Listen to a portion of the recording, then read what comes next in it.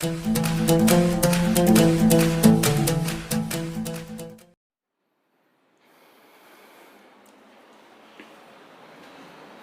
हिंद दोस्तों, मेरा नाम है वेद श्री त्रिवेदी और अपने इस वीडियो में आज हम लोग देखेंगे अकाउंटिंग प्रोसेस और साइकिल।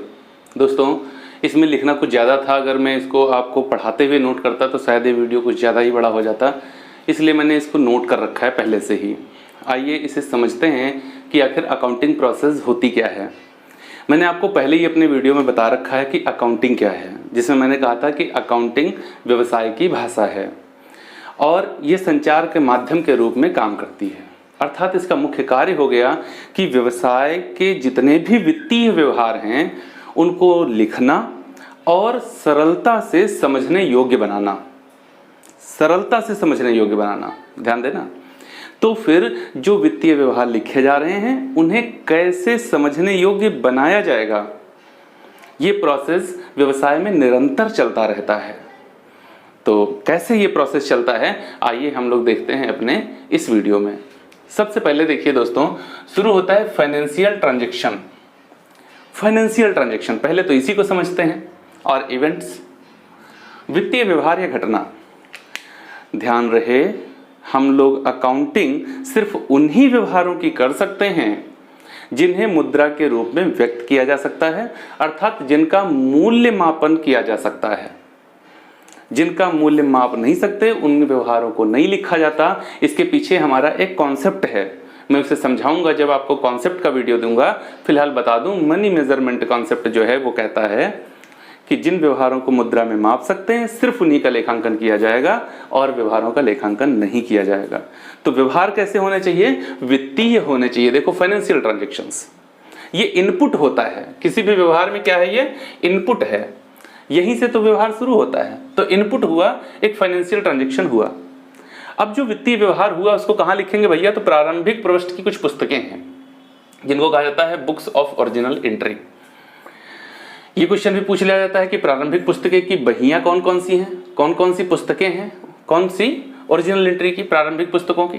तो भैया इसमें कैश बुक आती है, sales book, purchase book, sales return book, purchase return book, bills receivable book, bills payable book और मेन जर्नल। ठीक है, चलिए अब इनको समझते हैं। ये तो बुक्स हो गई जो आती हैं, तुम्हारी प्रारंभिक पुस्तकें हैं ये। ठीक है, कैश बुक। किसी भी व्यवसाय में जितने भी कैश ट्रांजैक्शन होते हैं, किसी भी व्यवसाय में जितने कैश ट्रांजैक्शन होते हैं वो किसी से भी संबंधित क्यों ना हो, चाहे माल को खरीदने से, माल को बेचने से, व्यापार में पूंजी लगाने से, व्यापार से पैसा निकालने से, कुछ भी, किसी संपत्ति को खरीदने से, किसी संपत्ति को बेचने से, वो सब के सब कहाँ लिखे जाते हैं? कैश बुक में लिखे जाते हैं। तो ये हो गई पहली प्रारंभिक पुस्तक हमारी। फिर क्या होता है? अगर उधार माल बेचा तो कहाँ लिखेंगे? तो भाई उधार माल बेच रहे हो तो सेल्स बुक में लिख लो। सेल्स बुक उसके लिए अलग से रखी जाती है, उधार माल बेचने के लिए। और अगर उधार खरीद रहे हैं तो कहाँ लिखेंगे?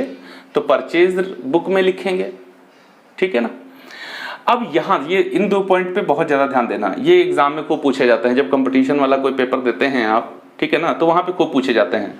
सेल्स रिटर्न बुक, तो सेल्स रिटर्न तो सिंपल सी बात है, स्पष्ट हो रहा है कि जो माल उधार में बेचा गया उसमें से जो वापस आएगा उसको इस पुस्तक में लिखेंगे। लेकिन कुछ ये पूछता ही नहीं है। पूछता क्या है? रिटर्न इनवर्ड को कहां लिखा जाएगा? क्या? रिटर्न इनवर्ड को कहां लिखा जाएगा? अब रिटर्न इनवर्ड क्या है? जो सेल्स रिटर्न है वही रिटर्न इनवर्ड है। लेकिन इसको समझते हैं कैसे, सेल्स रिटर्न इसको कैसे बनाएंगे। भैया मेरे देखो, रिटर्न इनवर्ड अर्थात जो मेरे पास वापस आ रहा है, ठीक है ना। तो मेरे पास वापस क्या आ सकता है? जो मुझसे पहले दूर गया हो वही तो मेरे पास वापस आएगा। तो जब माल बेचा गया तो व्यवसाय से दूर गया, वो किसी दूसरे के पास चला गया, उसको पसंद नहीं आया, डिफेक्टिव निकल गया, तो वो मुझे वापस करेगा। तब वो क्या बनेगा? रिटर्न इनवर्ड बनेगा वो। ठीक, तब मैं उसको कहां लिखूंगा? सेल्स रिटर्न बुक में लिख लूंगा। एक ही होता है। परचेज रिटर्न बुक, इसका जस्ट अपोजिट रिटर्न इनवर्ड का रिटर्न आउटवर्ड। परचेज, मैंने किसी दूसरे व्यक्ति से मैंने खरीदा तो माल मेरे पास आ गया। अब मुझे समझ में नहीं आ रहा है तो क्या करेंगे? वापस करेंगे, तो मेरे पास से दूर जाएगा, आउटवर्ड। आउटवर्ड समझ रहे हो ना? आउटवर्ड मेरे पास से दूर वापस जा रहा है तो क्या हो जाएगा? रिटर्न, वापस तो किया गया, कहां? बाहर की ओर, तो क्या हो जाएगा? Return outward. रिटर्न आउटवर्ड, तो रिटर्न आउटवर्ड कहां लिखा जाता है? परचेज रिटर्न बुक में। ठीक है ना। परचेज रिटर्न या रिटर्न आउटवर्ड एक ही बात होती है। और सेल्स रिटर्न बुक में क्या लिखा जाता है, सेल्स रिटर्न और रिटर्न इनवर्ड एक ही बात होती है। अगर इन सब को मिला दिया जाए, इन चारों को मिला लिया जाए, तो इस जो बुक बनती है इसको क्या कहा जाता है, स्टॉक प्रॉपर कहा जाता है। इससे स्टॉक का कैलकुलेशन हो जाता है कि स्टॉक कितना है। चलिए आगे बढ़ते हैं। अब होता क्या है, आपने एक इंटरमीडिएट में बेसिकली ये चैप्टर है बिल ऑफ एक्सचेंज, ठीक है ना, विनिमय विपत्र। विनिमय विपत्र क्या होता है, इसके लिए कहा गया कि ये दो परस्पर विरोधी इच्छाओं की पूर्ति करता है। जहां पर व्यापारी माल बेचकर तुरंत पैसा प्राप्त करना चाहता है और क्रेता माल खरीद कर पेमेंट करने के लिए कुछ समय चाहता है, तो दोनों विरोधी इच्छाओं की पूर्ति करने के लिए जो हमारे पास में संसाधन उपलब्ध है उसको कहते हैं बिल ऑफ एक्सचेंज, विनिमय विपत्र। इसके लिए मैं आपको अलग से वीडियो दूंगा, कैसे इच्छाओं की पूर्ति कैसे होती है। मुझे यकीन है नहीं जानते होंगे आप कि कैसे पूर्ति हो जाती है। अगर आप पढ़ चुके हैं कॉमर्स तब जानते भी हो सकते हैं। चलिए खैर, बिल्स रिसीवेबल और बिल्स पेबल, ये दो भाई, एक लिखेगा दूसरा स्वीकार करेगा। मान लो एक है एक्स और एक है वाई, ये है मिस्टर एक्स और ये है मिस्टर वाई। एक्स क्या है, वेंडर है, और ये क्या है, परचेजर है।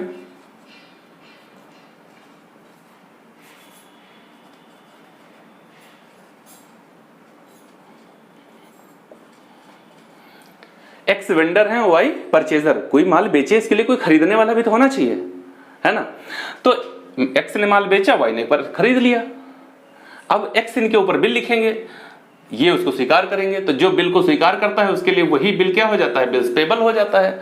और जो बिल लिखता है उसके लिए वही बिल क्या हो जाता है, बिल्स रिसीवेबल हो जाता है।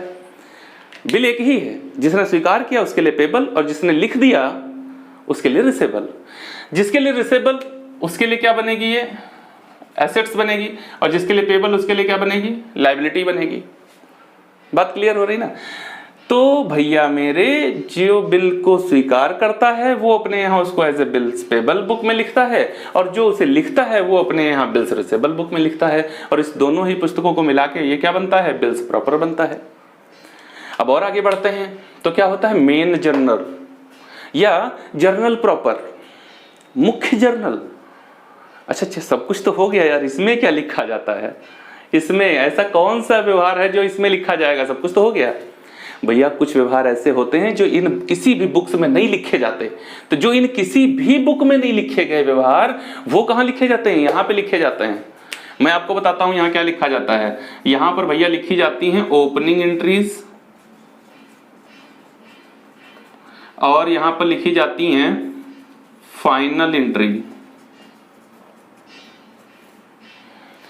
ओपनिंग एंट्री और फाइनल एंट्री, अंतिम या अंतरण खाते और अंतिम या अंतरण लेखे और प्रारंभिक लेखे।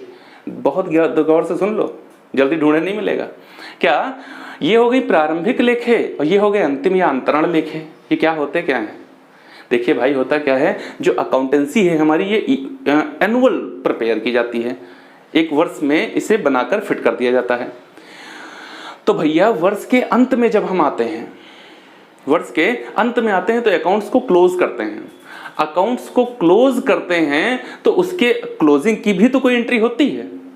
तो account closing, end of the year account closing की जो भी एंट्री होती है उस एंट्री को क्या कहा जाता है, फाइनल एंट्री, अंतिम या अंतरण लेखे। और फिर 31 दिसंबर को क्लोज हुआ, 1 जनवरी को अगला वर्ष, तो फिर से वही व्यापार शुरू होगा ना। तो यही भैया अंतिम और अंतरण लेखे जब अगले वर्ष की 1 तारीख को खोले जाते हैं फिर से, तब उन्हीं लेखों को क्या कहा जाता है, ओपनिंग एंट्री कहा जाता है। तो ये तो कहीं नहीं लिखी गई थी, इसमें कहीं एक में भी नहीं आई थी। तो जो कुछ बचती है वो कहाँ आती है, मेन जर्नल में आती है, या उसे जर्नल प्रॉपर कहते हैं। बात क्लियर हो गई।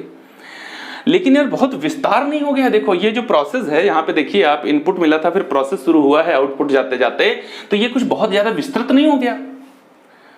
इसे समझने योग्य बनाना है, इसे आसान बनाना है। तो आसान कैसे बनाएंगे, अब क्या करना है, जितनी भी ये एंट्रीज करी हैं इनका क्या करिए, क्लासिफिकेशन कर दीजिए, वर्गीकरण कर दीजिए, अलग अलग समूहों में तोड़ दीजिए।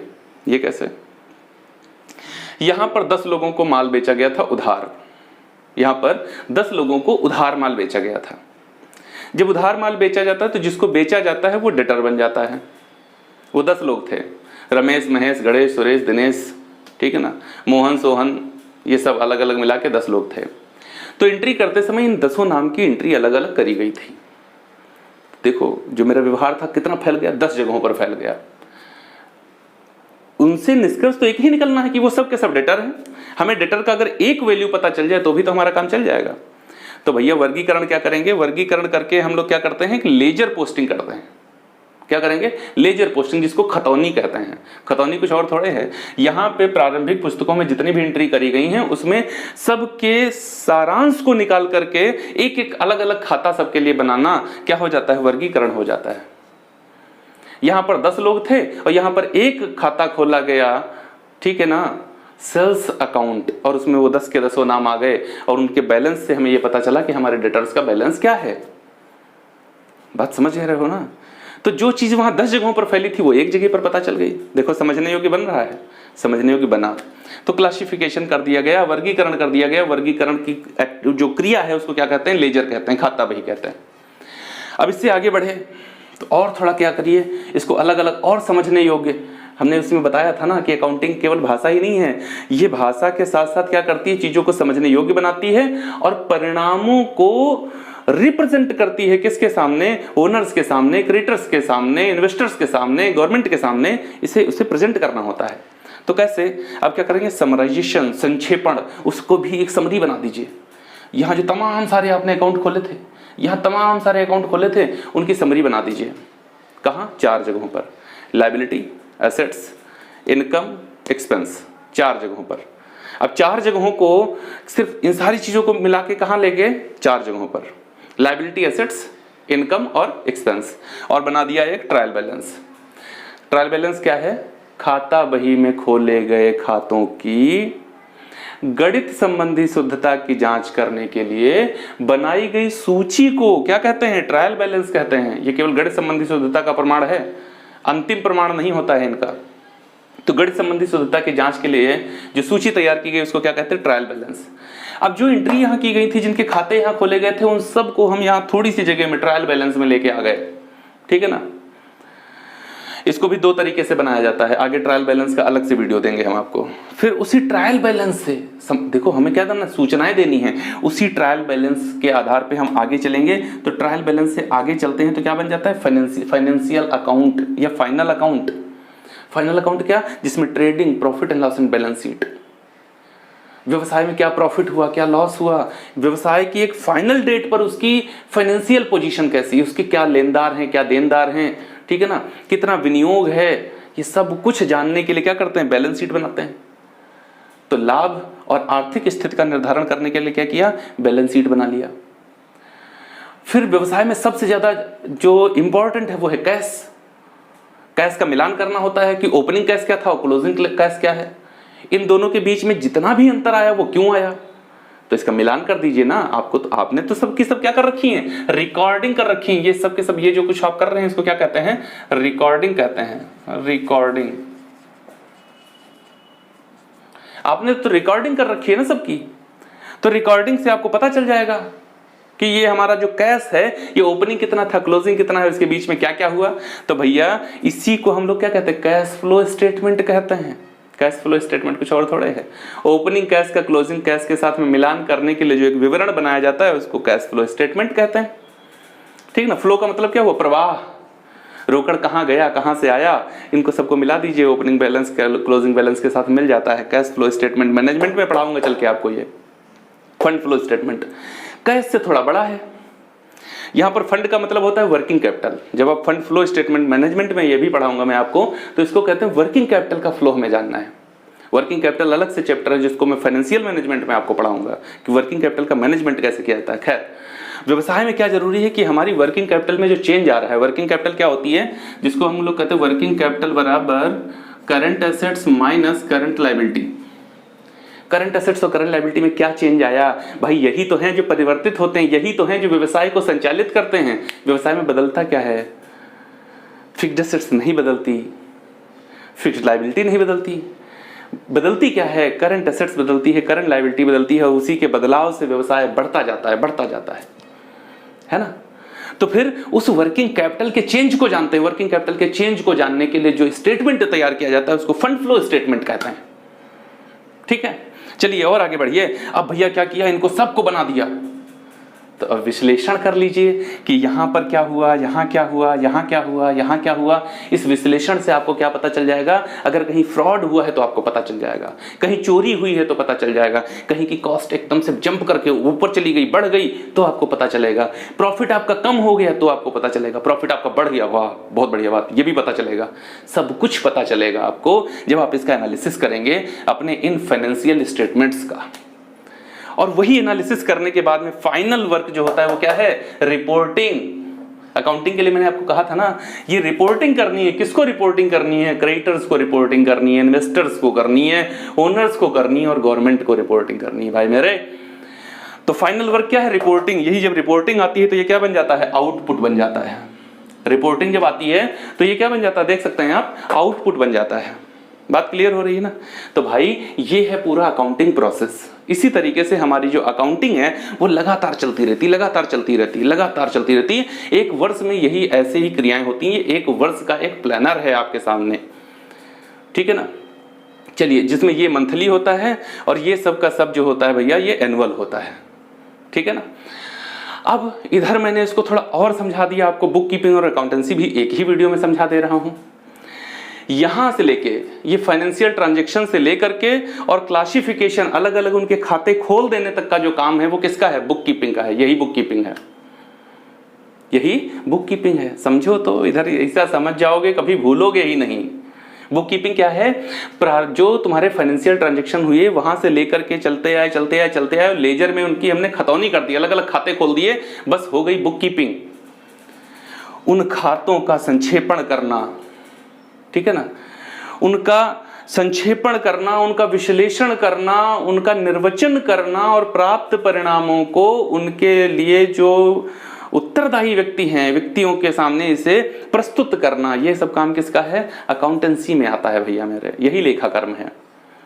तो बुक कीपिंग क्या है, प्रारंभिक पुस्तकों में वित्तीय व्यवहारों को लिखना बुक कीपिंग है, ठीक है ना। और लिखे गए लेखों की जांच करना क्या है, अकाउंटेंसी है, ठीक है ना। बुक कीपिंग में व्यवहारों को लिखना आता है और उनकी खतौनी शामिल है, जबकि लेखाकर्म में खोले गए खातों का संक्षेपण, विश्लेषण और प्रतिवेदन शामिल है, ठीक है ना। पुस्तपालन लेखाकर्म के कार्यों के लिए उत्तरदायी नहीं होता। पुस्तपालन लेखाकर्म के कार्यों के लिए उत्तरदायी नहीं होता। अरे क्यों उत्तरदायी होगा यार, हमारे काम के बाद ये काम शुरू होता है, तो जो हमारे बाद काम शुरू होता है उसके लिए हम उत्तरदायी कैसे हो सकते हैं, नहीं हो सकते ना। तो पुस्तपालन लेखाकर्म के लिए उत्तरदायी नहीं होता, लेकिन लेखाकर्म पुस्तपालन के लिए उत्तरदायी होता है। जब आप ये कर रहे हैं तो आप यहां पर भी मिलान करिए कि कुछ गलत तो नहीं हुआ था। और एक बहुत इंपॉर्टेंट क्वेश्चन याद आ गया, बता देता हूं आपको।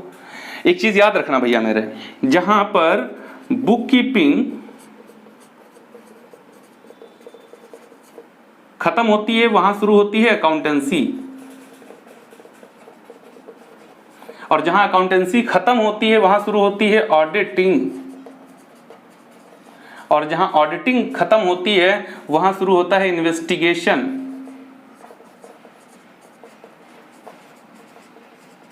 ये याद रखना, जहां पर बुक कीपिंग एंड होती है वहां क्या होती है, अकाउंटेंसी शुरू होती है। देखो बुक कीपिंग यहां खत्म हुई, अकाउंटेंसी यहां से शुरू हुई। जहां बुक कीपिंग खत्म वहां से अकाउंटेंसी शुरू। तो बुक कीपिंग जहां एंड होती है वहां से अकाउंटेंसी शुरू होती है, और जहां अकाउंटेंसी एंड होती है, जहां ये सब हो जाता है, वहां इनके कार्यों को जांच करने के लिए एक ऑडिटर आता है, तो ऑडिटिंग शुरू हो जाती है। और जब ऑडिटर कभी सेटिस्फाई नहीं होता व्यवहारों से, उसे लगता है इसमें कहीं फ्रॉड किया गया है, तब शुरू होता है इन्वेस्टिगेशन। ये बहुत पूछा जाता है कि जब बुक कीपिंग खत्म होती है तो क्या शुरू होता है, अकाउंटेंसी। अकाउंटेंसी से पहले क्या होता है, बुक कीपिंग। ऑडिटिंग से पहले क्या होता है, अकाउंटिंग। अकाउंटिंग के बाद क्या होती है, ऑडिटिंग। इन्वेस्टिगेशन से पहले क्या है, ऑडिटिंग। ऑडिटिंग के बाद क्या है, इन्वेस्टिगेशन। ये सब याद रखना है। ये क्वेश्चन बहुत पूछे जाते हैं, 8 तरीके बता दिए ना मैंने, 8 तरीके से ये क्वेश्चन पूछा जाता है, ठीक है। बात समझ में आई आपको। उम्मीद है ये वीडियो आपको अच्छा लगा होगा। वीडियो को पूरा देखने के लिए आप सभी का बहुत बहुत धन्यवाद। जय हिंद दोस्तों।